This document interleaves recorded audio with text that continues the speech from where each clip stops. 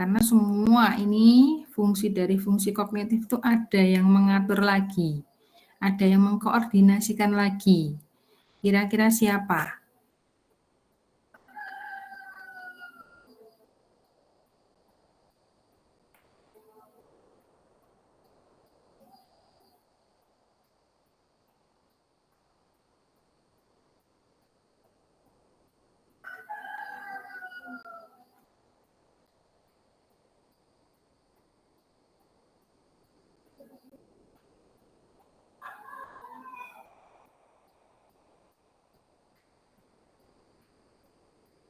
Halo? Izin menjawab, Ibu. Ya, Mbak, silakan. Cerebral cortex, Mbak. Cerebral cortex. Cerebral cortex itu yang mengatur apa, Mbak? Dia mengatur 4 lobus utama, Ibu, yang frontal, parietal, temporal, sama occipital. Baik.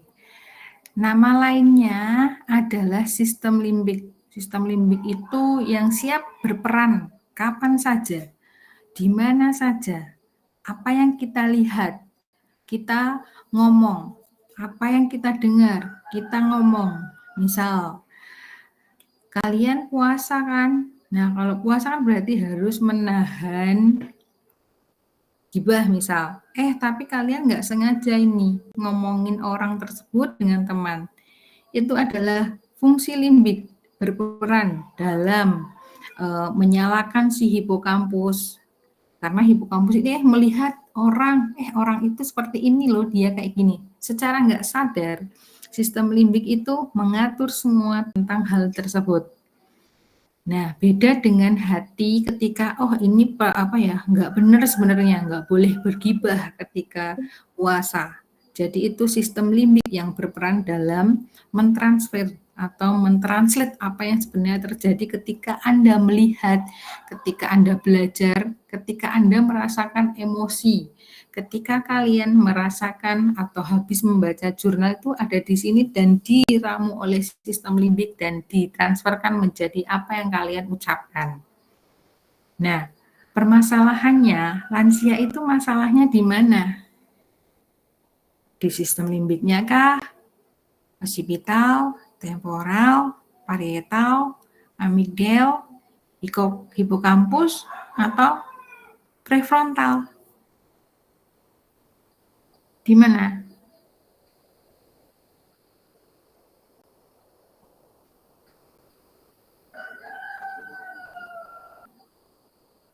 Semuanya. Karena sistem limbik ini mengatur semua yang ada di otak kita. Berarti kalau lansia yang mengalami fungsi kognitif, kemungkinan besar mereka mengalami permasalahan di prefrontal, hipokampus, amigdala, parietal, temporal, dan occipital. Ya. Jadi teman-teman, kalau misalnya ada yang mengalami penurunan fungsi kognitif di sore hari sebelum buka puasa, itu wajar. Karena otak, di seluruh otak kita, baik di prefrontal, hipokampus, amigdala, itu akan mengalami penurunan atau defisit oksigen.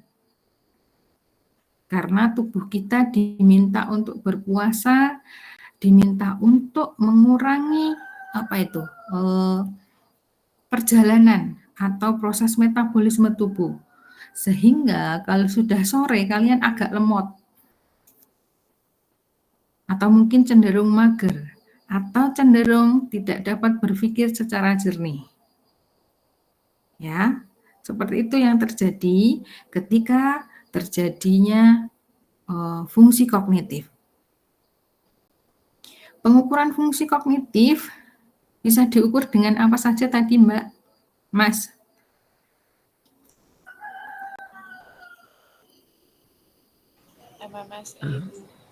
MMSE, yang paling mudah, yang paling valid dan reliable. Baik. Permasalahan fungsi kognitif itu pada kasus apa saja?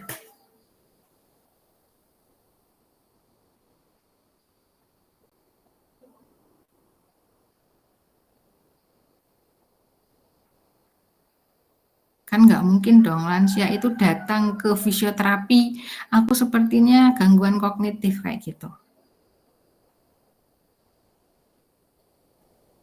Kalau demensia, Bu? Demensia, betul. Apalagi?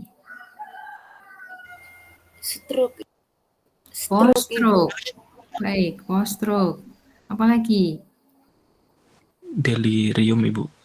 Delirium. Itu masuk ke proses demensia, ya. Ada lagi? Kalau balance, Ibu. Balance nanti berbeda, nanti gabungannya dengan koordinasi. Ya. Ada lagi yang sering kalian temui dengan gangguan fungsi kognitif? Parkinson, Ibu. Parkinson. Boleh. Ada lagi? Alzheimer, Bu. Alzheimer tentunya. Ya. Terus ada apa lagi yang biasanya menyerang pada kasus fungsi kognitif?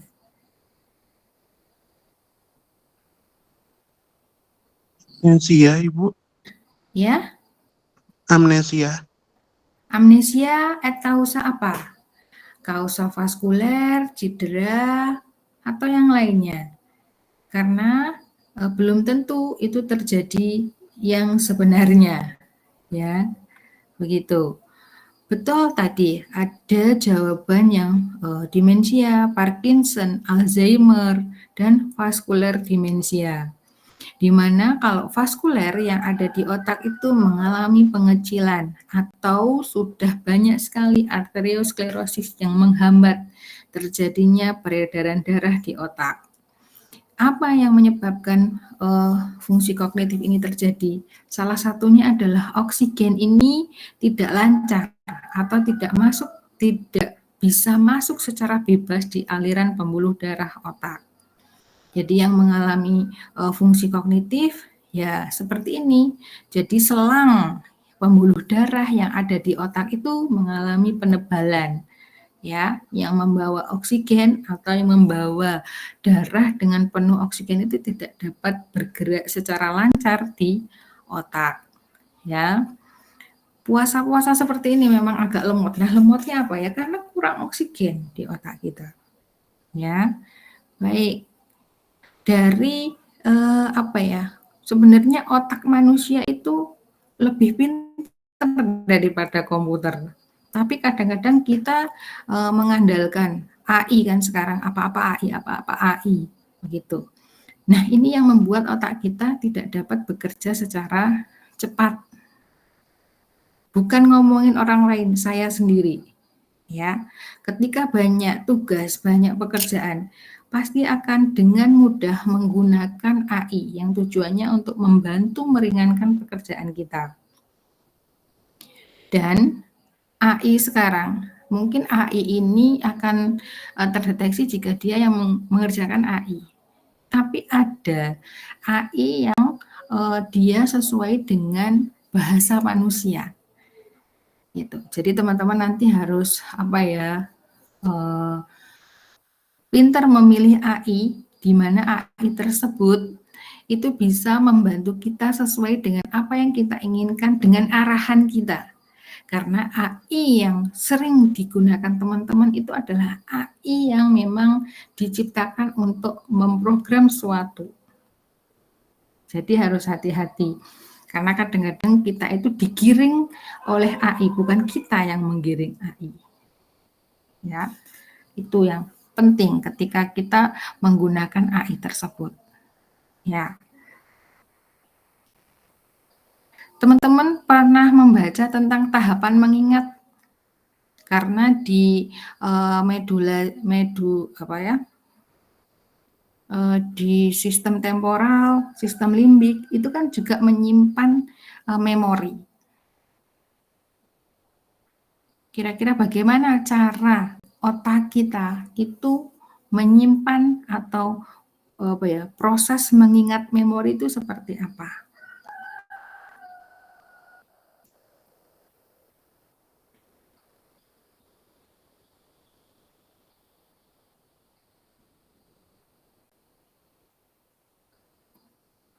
Ada yang tahu bagaimana cara proses mengingat? Siapa dulu yang berperan?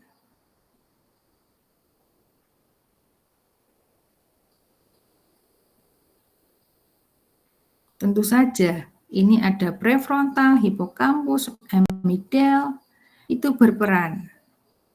Berarti yang pertama kita terima dulu adalah menyerap informasi baru. Seperti halnya teman-teman itu membaca membaca informasi baik dari jurnal atau yang lainnya. Hampir sama seperti teman-teman yang mengambil skripsi misalnya. Tentu saja otak ini akan bekerja keras untuk menyerap informasi baru. Ya kan? Kalau tidak menyerap, ini nggak mungkin ada informasi yang akan kita terima otak kita. Jadi kita membaca, kita scroll, kita cari tips-tips bagaimana untuk menyusun skripsi secara baik. Nah, itu tempatnya adalah penyerapan informasi baru.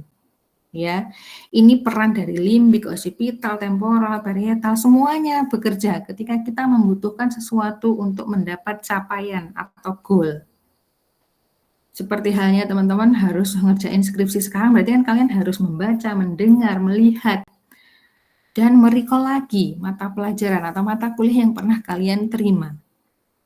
Itu tugasnya sistem limbik. Sistem limbik kalian sedang bergerak. Yang pertama, menyerap informasi. Yang kedua adalah menyiapkan informasi. Jadi, ketika kalian sudah dapat informasi semua, ini dikembalikan lagi ke sistem limbik untuk dicerna kembali. Oh ya sudah aku ngambil skripsi tentang fungsi kognitif. Karena ini berperan terjadi atau berpotensi terjadi pada lansia akibat dari proses degeneratif. Kedua.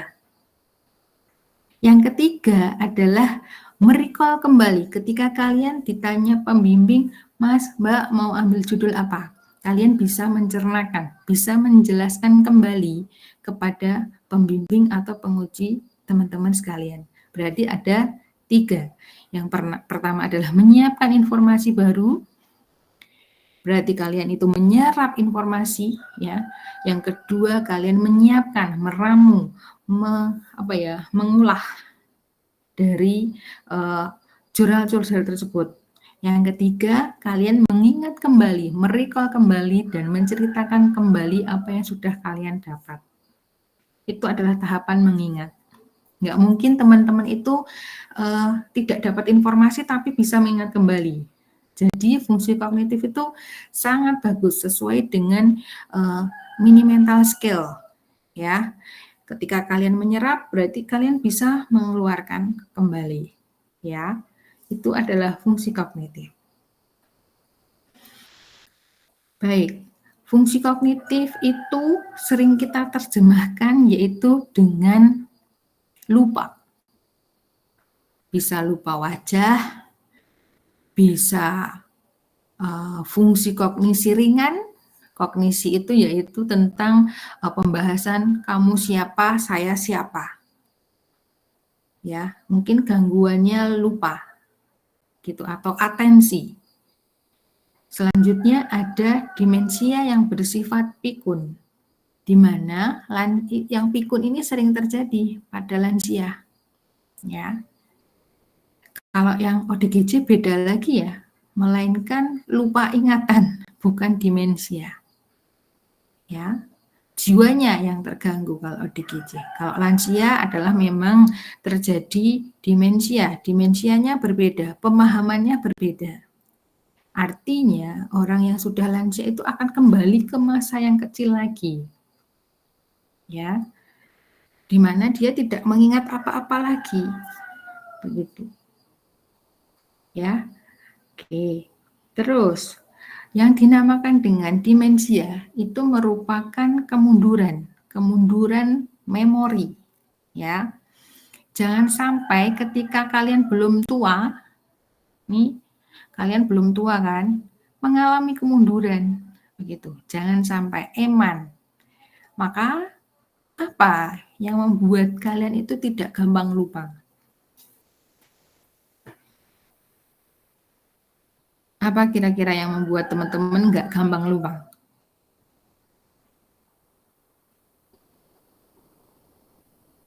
Rokok?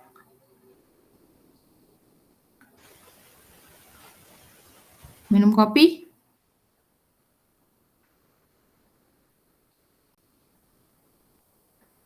Apa Izin yang lain? menjawab, Bu.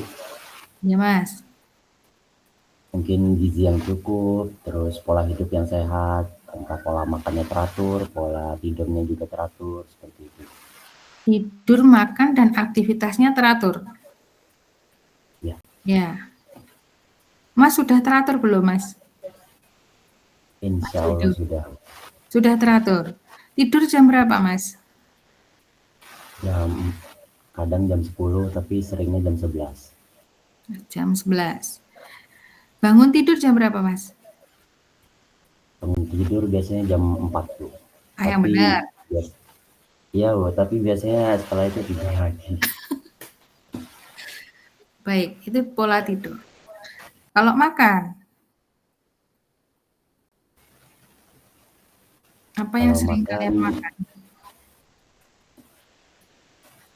Kalau makan mungkin pagi bisa sarapan, tapi kalau saya sendiri agak jarang sarapan juga. Tapi siang itu harus makan makanan yang seimbang, yang bergizi, yang mengandung karbohidrat, serat, protein, dan lain-lain. Dan malam juga harus makan.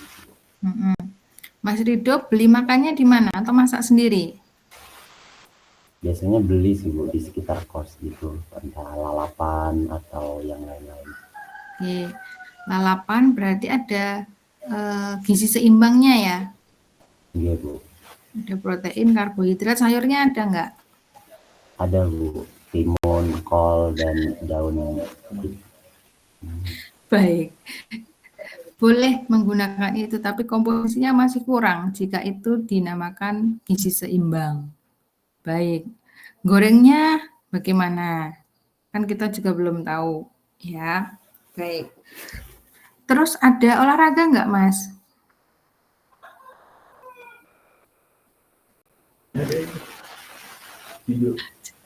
Jarang.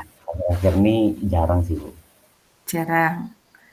Oke. Kenapa jarang? Waktunya nggak ada atau gimana alasannya? Mungkin emang belum ada dorongan, Bu. Belum ada niat ya. Baik. Dari 100% tingkat kognitif itu dibangun dari sistem metabolisme. Ya, siapa yang mengurus tentang sistem metabolisme? Salah satunya adalah mitokondria kita. Kalau mitokondria kita tidak dirawat secara baik, maka dia akan mengalami oksidasi. Oksidasi itu apa sih? Gitu. Kalau secara oksigen masuk, itu sudah expired. Oksigen yang masuk di dalam tubuh. Jadi ini sudah harus segera direcall kembali oksigennya. Padahal oksigen yang paling baik ketika masuk ke mitokondria adalah oksigen yang baik, yang terdiri dari pengolahan ATP-PC. Yang yaitu harus dari karbohidrat, protein, dan yang lainnya tadi harus diubah menjadi sistem energi. Energinya dilihat dari mana? Dari proses metabolisme, di mana tubuh ini harus merasakan kehangatan dari proses exercise. Ya, kenapa program fisioterapi pada geriatri itu memang harus olahraga, harus melakukan aerobik. Tujuannya untuk memasukkan energi dari oksigen yang baik atau yang baru, kemudian mengeluarkan oksidan yang tidak digunakan melalui pembuangan. Tentu saja ini melalui proses siklus Krebs, di di mana karbohidrat, protein itu akan diserap oleh tubuh kita secara mandiri tanpa kita suruh. Kita makan, kita tidur, kita aktivitas, tapi kalau tidak ada olahraga, oksigen atau antioksidan tadi ini tidak akan masuk. Begitu teman-teman. Paling tidak jalanlah ya. Jangan dicontoh Gunung Kini yang ke kantor, duduk, ngajar, duduk lagi, makan, duduk lagi. Jadinya apa? Penyimpanan energinya terlalu banyak. Ini, lemaknya Gunung Kini di mana-mana. Ya. Nah, ini jangan dicontoh. Gitu ya. Kita kembali ke kemunduran memori. Salah satunya untuk peningkatan fungsi kognitif yaitu dengan cara meningkatkan metabolisme tubuh, yaitu dengan cara memberikan oksidan dalam tubuh kita dengan cara exercise low impact. Oke, kalau kalian sudah profesional boleh menggunakan anaerobik. Tapi anaerobik tidak diberikan kepada lansia berkaitan dengan prosesnya yang cepat, dengan intensitasnya yang pendek. Ini sangat berisiko terjadinya cedera pada lansia. Ya, jadi exercise atau latihan yang kalian berikan kepada lansia ketika praktek kemarin itu sudah tepat. Ya, tetapi perlu ditambah dengan breathing exercise yang lebih banyak lagi. Artinya apa? Kalian memberikan latihan aerobik, bukan anaerobik. Aerobik itu ternyata membantu fungsi sistem oksigen ini diberikan antioksidan. Paham ya teman-teman tentang biokimia? Ya, sudah ya. Baik, proses mengingat sudah atau proses dari peningkatan fungsi kognitif bagaimana caranya juga sudah. Terus ada diagnosis dari memori atau fungsi kognitif yaitu dengan mini mental skill yang tujuannya untuk mengetahui dari fungsi masing-masing ingat, dari namamu siapa, lahirnya kapan, saudaramu siapa, ibunya siapa, presiden sekarang siapa, presiden pertama siapa, atau bahkan mengenali huruf atau nama-nama buah. Gitu. Atau ini, recall, itu kan ada jangka panjang dan jangka pendek. Jadi teman-teman ketika memeriksa pasien dengan fungsi kognitif itu bisa diperiksa dengan jangka pendek dan jangka panjang.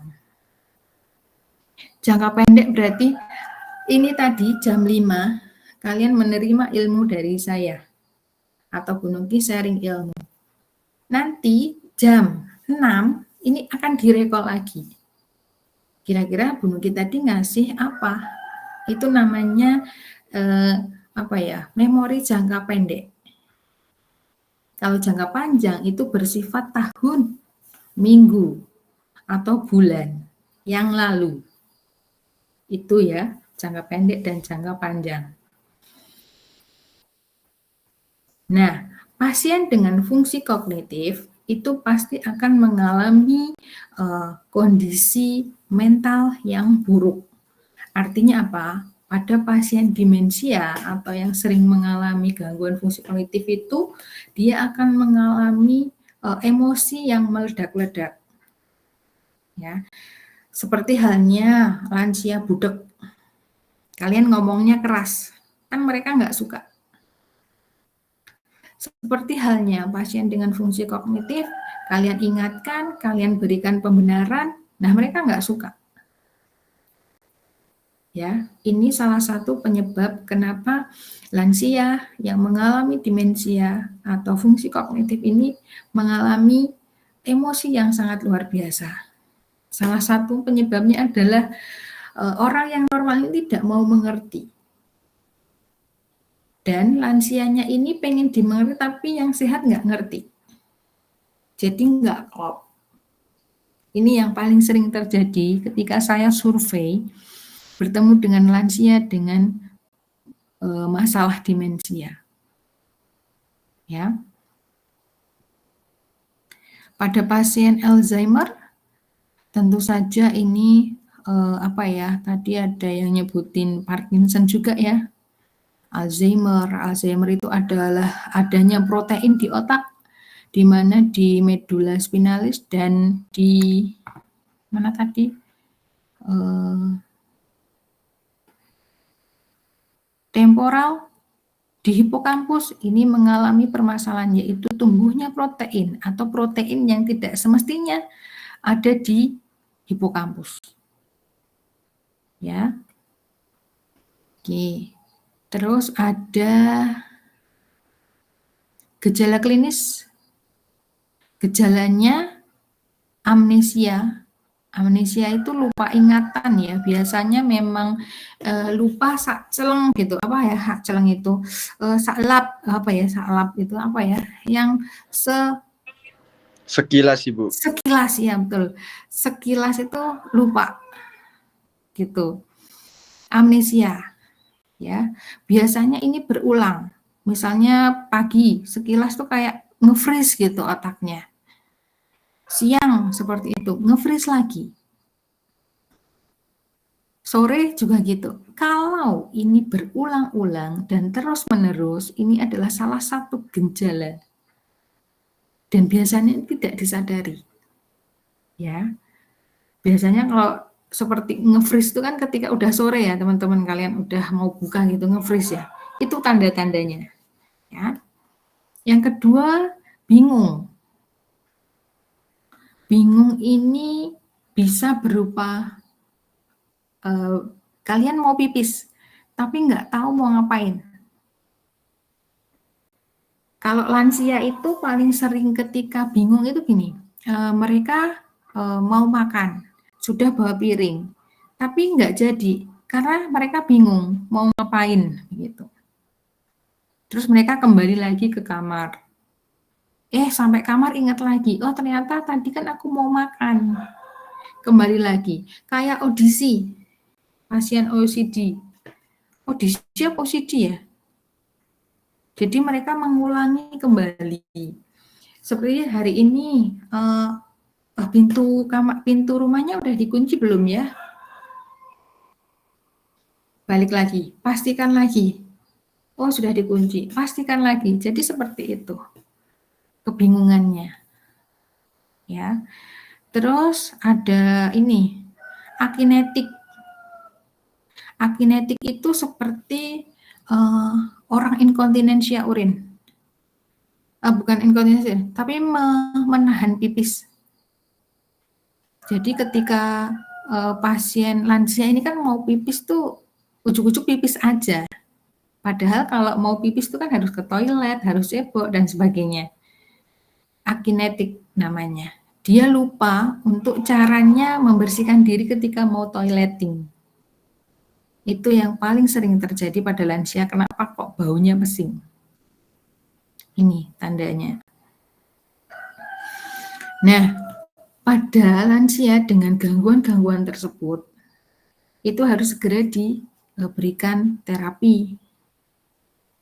Terapi yang paling baik yaitu tadi, aerobik, deep breathing, atau yang namanya ini diafragma.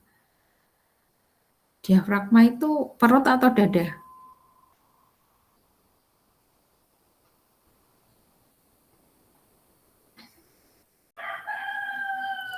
Apa Mas Rido? Diafragma itu perut atau dada?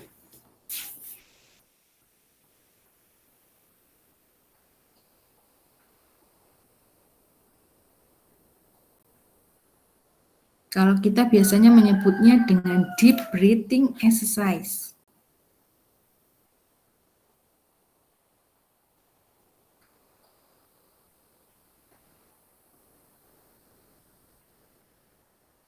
Apa diafragma?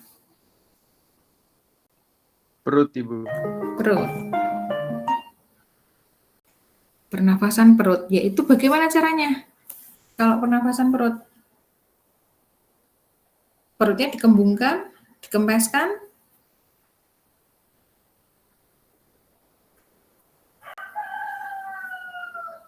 Coba sekarang yang ngantuk itu perutnya dikembungkan.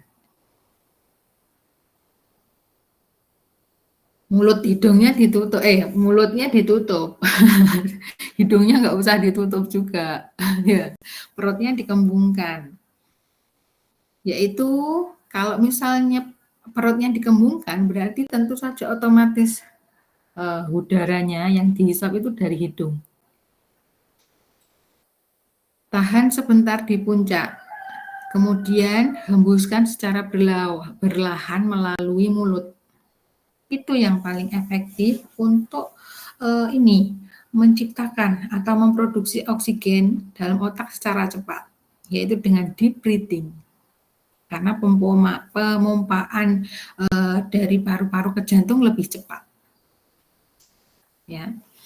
Terapi non farmakologi berupa exercise tadi tujuannya untuk meningkatkan aktivitas harian.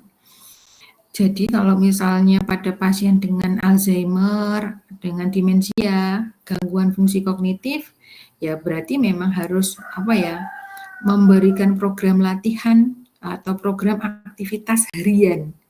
Karena kalau misalnya tidak teratur, mereka akan mudah lupa.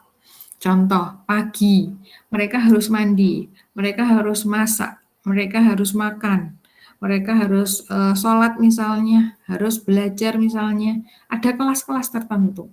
Jadi waktu itu saya pernah diajak ke Pandaan khusus lansia. Jadi mereka dikasih waktu, manajemen waktu. Tujuannya apa? Biar mereka tidak lompat di waktu yang lainnya. Misalnya seperti ini. Kalau pagi ini tidak rutin mandi, itu mereka nanti ada yang jalan, ada yang ke dapur, ada yang kemana-mana gitu. Jadi kegiatan mereka itu setiap hari diseragamkan. Seperti itu. Yang kedua yaitu untuk memodifikasi perilaku. Perilaku seperti yang di sana juga lakukan, yaitu pertama adalah proses hygiene. Karena pembersihan diri adalah tanggung jawab masing-masing.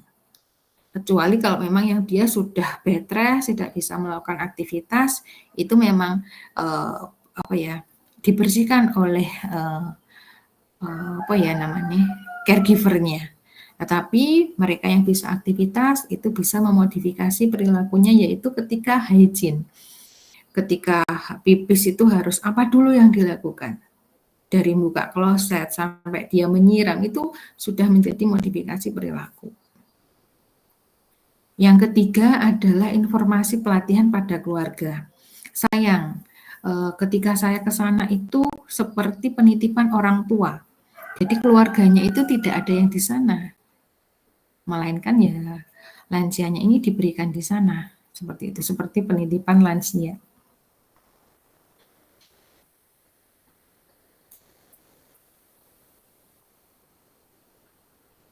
Baik, ada yang tanyakan?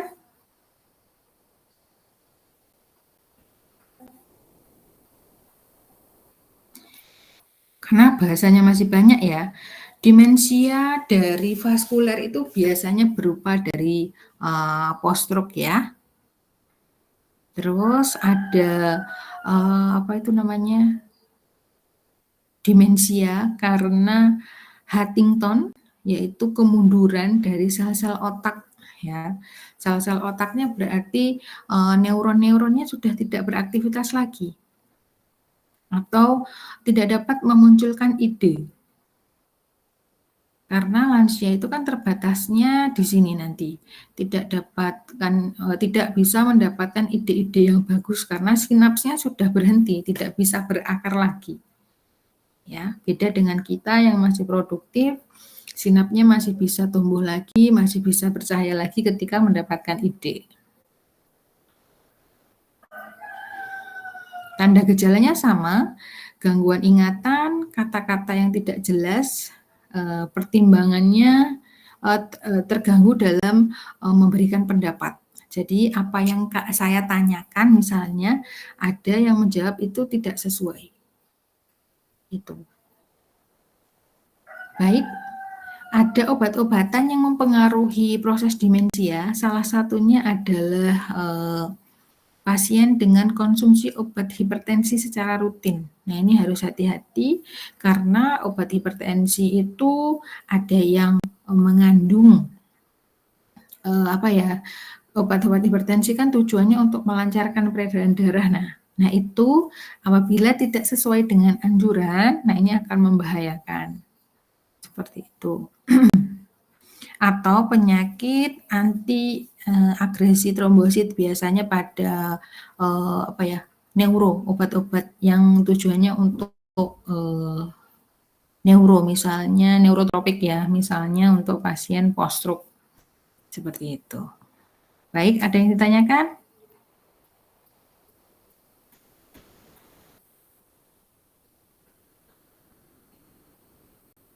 Masih ada satu lagi nih. Masih kuat? Masih kuat, Ibu. Ibu. Benar. Baik, untuk fungsi kognitif seperti tadi nih.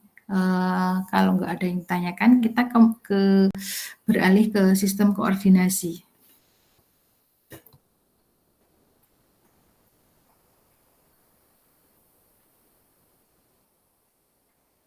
Baik, sistem koordinasi. Jangan tidur dulu.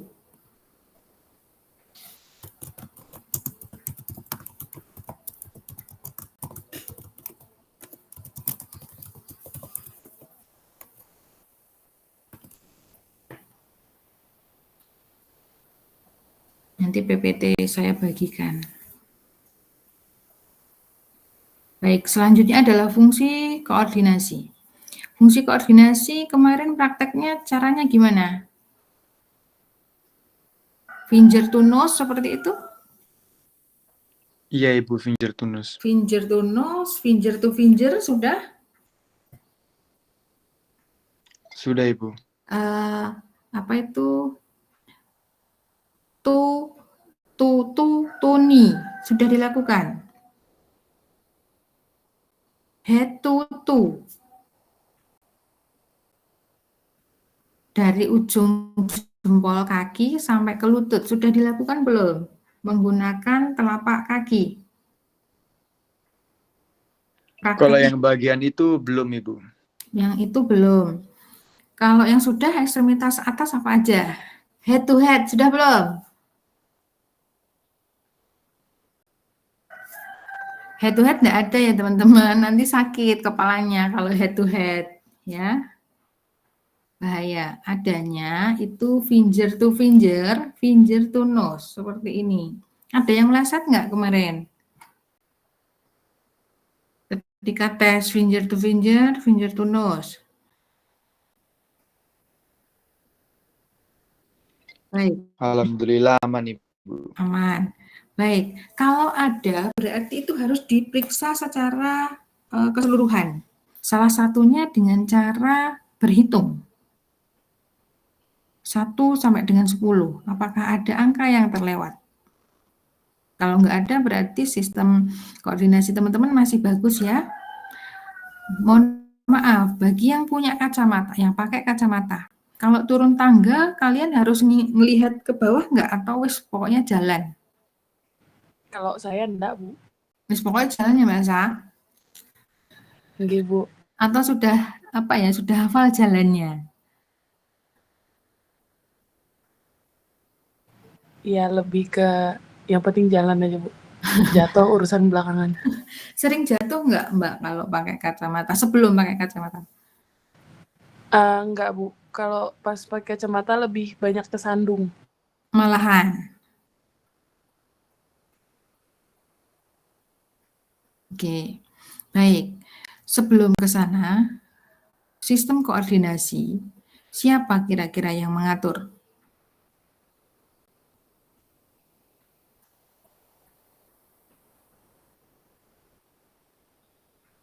Bu Nunggi nggak mungkin ngatur koordinasi saya, ya.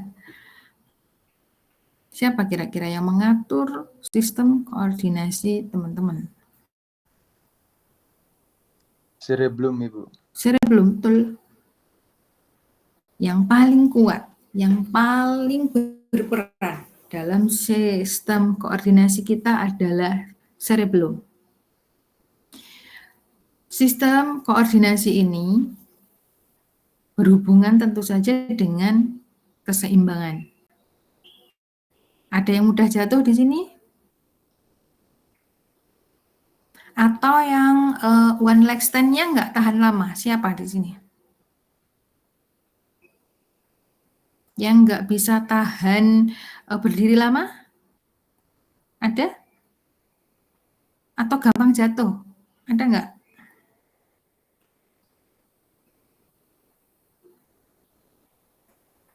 Nggak ada. Baik, semuanya masih sehat koordinasinya. Semoga cerebellumnya juga sehat semua, ya. Oke. Cerebellum ini adalah pengatur koordinasi yang paling memang pusatnya di cerebellum begitu. Tujuannya yaitu memang mengontrol keseimbangan dan postur. Oke, di sini ada yang duduknya kayak saya seperti ini bungkuk. Nah, ini adalah salah satu si kerjanya cerebellum ini. Nah, kalau semakin lama saya membungkuk seperti ini, otomatis apa yang ada di otak saya ini juga akan bermasalah. Salah satunya fokusnya memang ke depan gitu ya. Nah, kalau posturnya jelek, otomatis tubuh kita ini akan terganggu baik dari biomekanik. Biomekanik itu ada artrokinematik dan osteokinematik. Tentu saja dari postur saya yang seperti ini, berapa jam ini, nah ini akan mengganggu dari sistem biomekanik saya. Belum lagi di sini kaki saya. Harus berjinjit, harus menekuk lututnya. Ini akan mempengaruhi proses saya ketika memberikan informasi saat ini. Salah satunya apa? Keju semua ini. Ya. Oke, kalau teman-teman yang tengkurap sih enak aja. Nah, yang duduk tentu saja ini berhubungan dengan core dan otot-otot perut yang lainnya. Ya. Koordinasi gerakan otot yang halus maupun yang kasar itu diatur oleh cerebellum.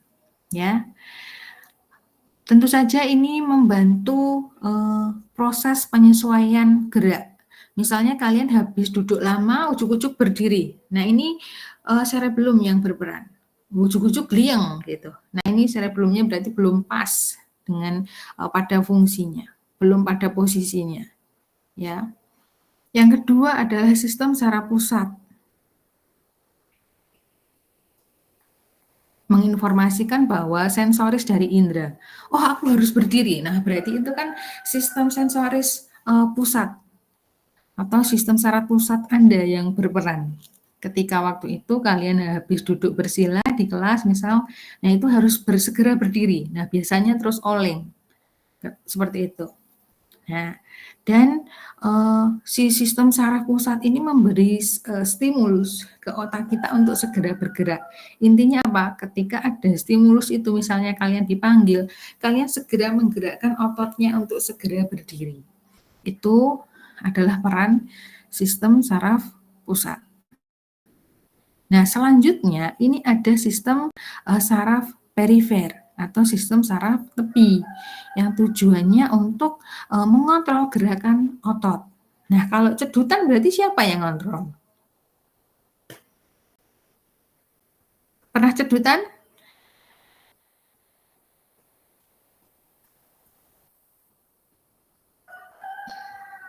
Nggak pernah ya?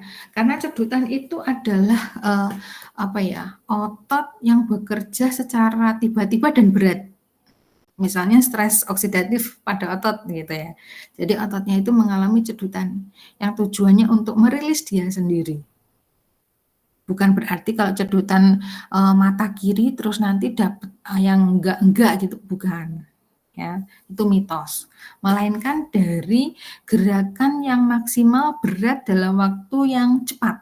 Seperti kaget seperti itu, ya. Oke, sistem saraf tepi, terus ada ganglia basal. yaitu mengontrol gerakan sukarela. Gerakan sukarela itu yang ya memang dia sebagai pendukung gerakan seperti itu. Terus mengatur ritme dan kecepatan gerak. Kapan kita harus cepat, kapan kita harus lambat. Nah, yang mengatur adalah ganglia basal. Tapi teman-teman kan biasanya santai gitu kan. Berarti ganglia basalnya memang ya sedang beraktivitas, sedang aktif. Gitu.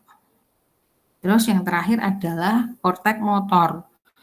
Terletak di bagian otak, bertanggung jawab untuk merencanakan dan pelaksanaan gerak, ya. Mengirimkan sinyal ke otak yang tujuannya untuk memberikan gerakan yang diinginkan. Jadi, sistem dari cerebellum kita itu menerima rangsang. Kita harus ngapain sih begitu. Baru korteks motor kita bergerak. Seperti itu. Nah, kalau cerebellum kita lemot, nah kadang-kadang kita dipanggil tuh juga nolehnya lemot juga. Itu, ya.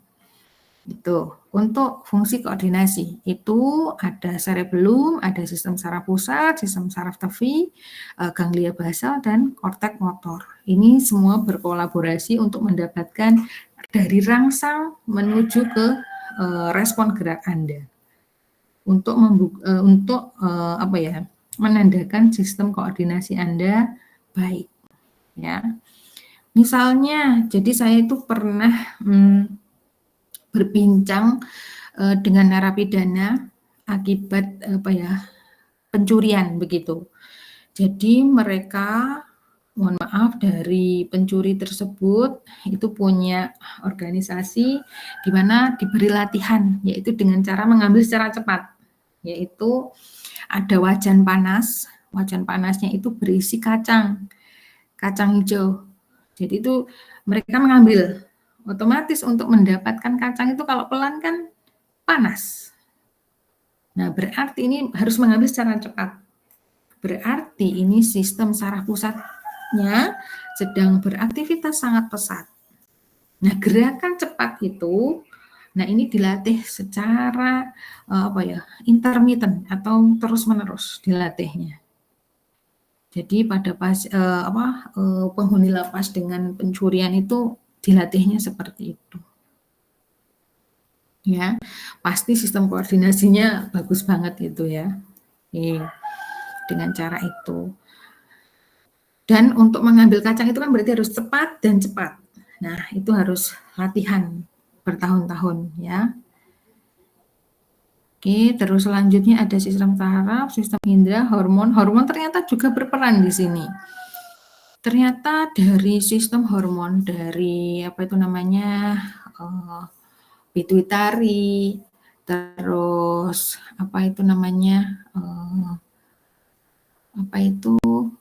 hormon intinya, dia juga berkolaborasi yang tujuannya untuk meningkatkan sistem metabolisme.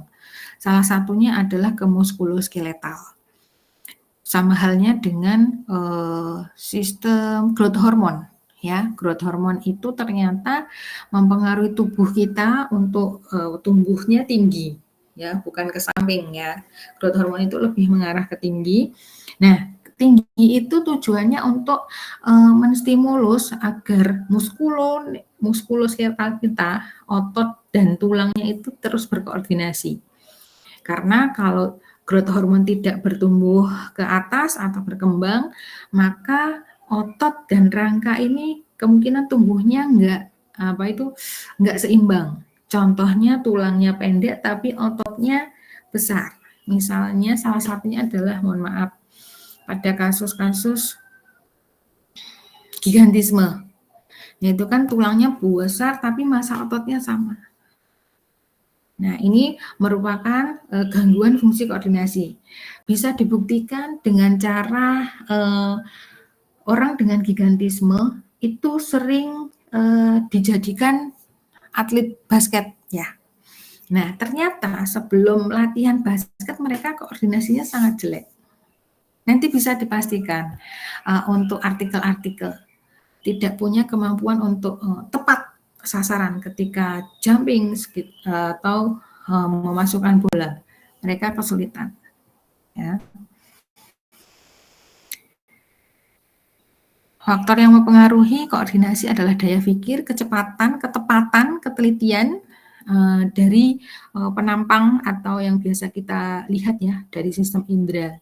Selanjutnya ada pengalaman motorik dan sistem sensorik. Maka semua ini harus berkolaborasi. Kalau nggak kolab, ya yang mencuri tadi itu nggak secepat itu.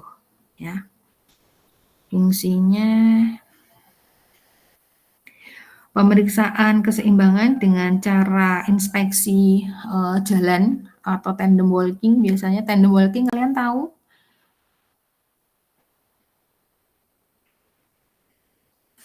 Tandem walking itu berjalan secara mundur dengan tumit ketemu dengan jempol. Begitu terus. Kalau jalannya tidak lurus atau mencong, nah ini kemungkinan besar ada gangguan koordinasi. Terus yang kedua ada tes Romberg. Yang tes Romberg tahu?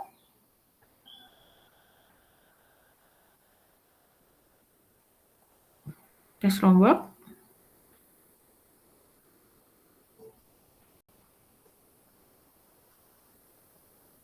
Ya, tes fungsi koordinasi nanti ini akan bareng atau bisa join dengan tes keseimbangan. Karena keseimbangan itu kan bagian dari koordinasi toh. Makanya kalau penelitian skripsi sebaiknya pilih salah satu variabel, yaitu keseimbangannya. Jadi bukan sistem koordinasinya. Paham ya? Jadi keseimbangan itu adalah bagian dari koordinasi. Koordinasi itu punya bagian-bagiannya. Salah satunya adalah keseimbangan. Ya, tes Romberg, tes apa itu namanya, bridge walking dan sebagainya itu adalah bisa digunakan sebagai alat ukur.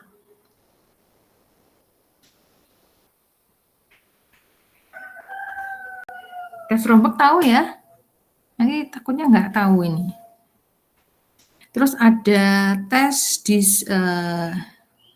diadokinesis ya, untuk mengetahui biasanya ada 10 pertanyaan nanti untuk dari finger to finger, dari pokoknya intinya koordinasi untuk melihat dan dipraktekkan ke pasiennya seperti itu berupa contoh gitu ya. Baik, mungkin itu yang bisa saya sampaikan ya teman-teman, kan ini udah lebih dari time-nya. Semoga bermanfaat ya. Habis ini kuliah jam berapa? 7.30 30 Ibu. Setengah 8 masih ada waktu 1 jam ya buat siap-siap. Baik, mungkin itu saja yang bisa saya sampaikan. Semoga bermanfaat dari sistem fungsi kognitif dan sistem koordinasi. Itu saja. Terima kasih. Semoga bermanfaat. Saya tutup ya. Baik, terima kasih Ibu.